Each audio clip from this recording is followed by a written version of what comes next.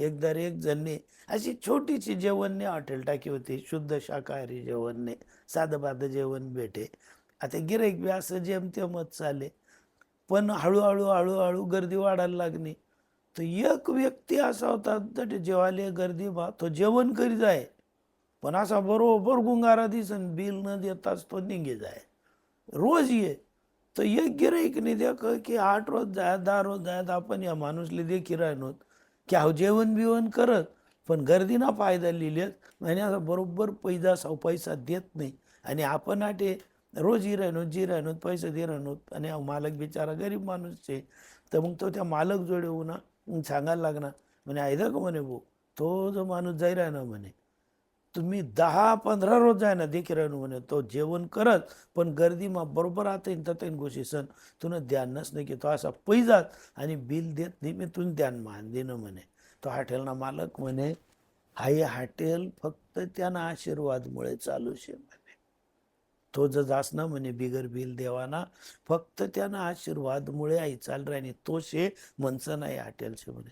म्हणे कस काय म्हणे ऐदक म्हणे भाऊ पहिले आई हॉटेल एकदम छोटीशी होती म्हणे आमने आणि मला ध्यानमा ये म्हणे तो जेवण ये जेवण करी जाय, पण बिल न भरता बरोबर असा इकडे तिकडे गोशिकाचे गुंगारा दिसन असा 9-2-11 पै जाय तो मन ध्यान न.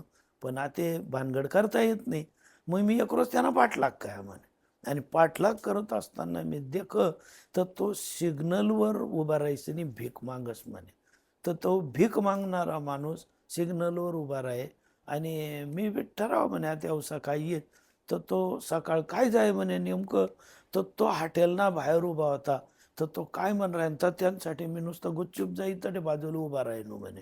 तर तो सांगी राहता म्हणे वरे देखी सनी देवले की म्हणे देव बाप्पा हाय हॉटेल इतकी मोठी होऊ दे, हाय हॉटेल मग इतकी गर्दी वाढू दे, या मालककडे इतका जेवणारा येऊ दे, इतका नफा होऊ दे याले किती गर्दी मा मी फुकट जेवण करीसन कवई निघू हाई याले दिखाले बी नको इतकी गर्दी आहे हॉटेलवर येऊ दे. आणि काय सांगू म्हणे बो तुले त्या माणूसना तो आत्मापासून बेंबिना देठपासून प्रार्थना होई म्हणे हॉटेलवर गर्दी वाढायला लागली आणि मला आनंद वाटणार एक माणूस काही घ्या तर काही घ्या पण आपल्यासाठी एवढी दुआ कराय ना एवढा आशीर्वाद दे राय ना मला काही दिखणं नाही का.